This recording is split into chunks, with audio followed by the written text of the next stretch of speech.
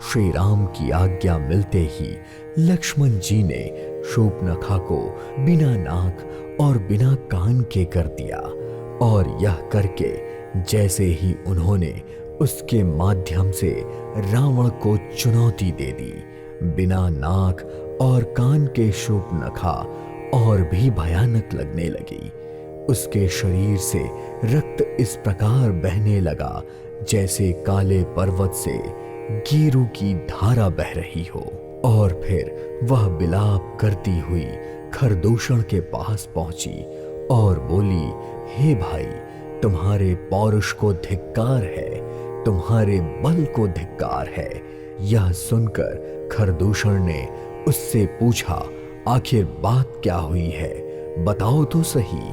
तो शूर्पणखा ने सारी बात समझाकर उनको बता दिया। सब सुनकर खरदूषण ने राक्षसों की सेना तैयार की और राक्षस के समूह झुंड के झुंड श्री राम जी से युद्ध करने के लिए दौड़ पड़े। उन्हें देखकर ऐसा लग रहा था जैसे काजल के पर्वतों का झुंड चला आ रहा हो। वे अनेक प्रकार की सवारियों पर चढ़े हुए थे और देखने में अनेकों आकार और सूरतों के थे, जिन्होंने भयानक और असंख्य हथियार धारण किए हुए थे। उन्होंने नाक कान कटी हुई अमंगलकारी शूर्पणखा को आगे कर रखा था।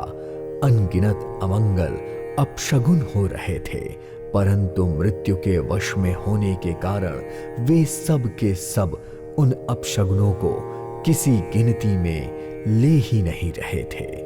वे गरज गरज कर ललकार रहे थे, आकाश में उमड़ रहे थे और अपनी सेना को देखकर सारे राक्षस योद्धा बहुत हर्षित हो रहे थे।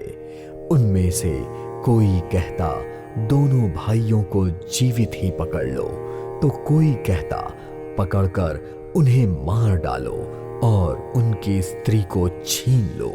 सारा आकाश मंडल धूल से भर गया था।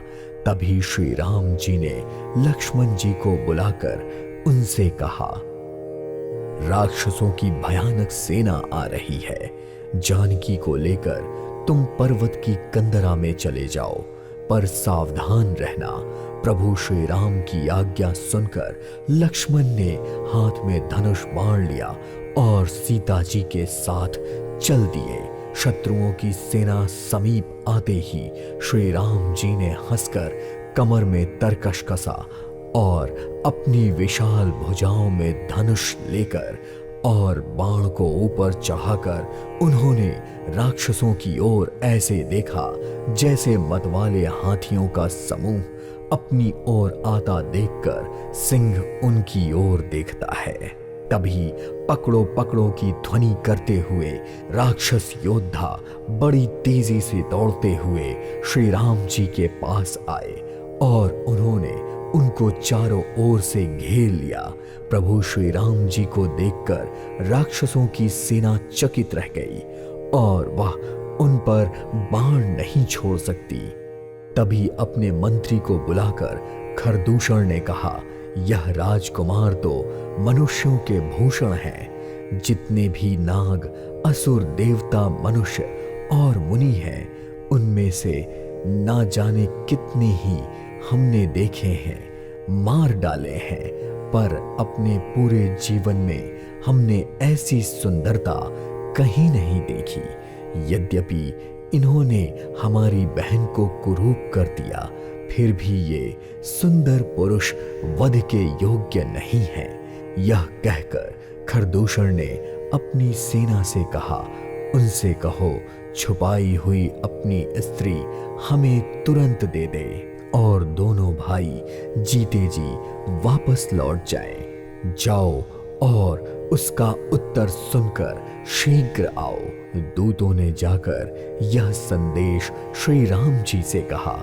उसे सुनते ही श्री राम जी मुस्कुराकर बोले, हम क्षत्रिय हैं, वन में शिकार करते हैं और तुम्हारे जैसे पशुओं को तो हम ढूंढते ही रहते हैं।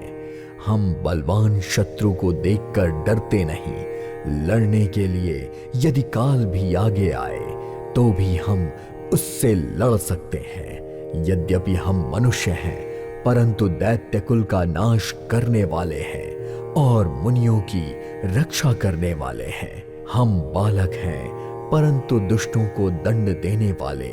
यदि तुम में बल ना हो तो घर लौट जाओ। संग्राम में पीठ दिखाने वालों को मैं नहीं मारता। रण में आकर कपट और चतुराई करना और शत्रुओं पर कृपा करना, यह बहुत बड़ी कायरता है। दूतों ने लौटकर सब बातें खरदूषण से कही, जिन्हें सुनकर उसका हृदय जल उठा और वह बोला, कैद कर लो उसे।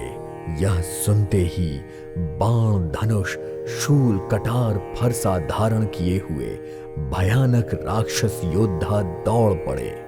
प्रभु श्री राम जी ने पहले धनुष का बहुत ही कठोर और भयंकर टंकार किया, जिसे सुनकर सभी राक्षस बहरे और व्याकुल हो गए। उस समय उनको कोई भी होश नहीं रहा।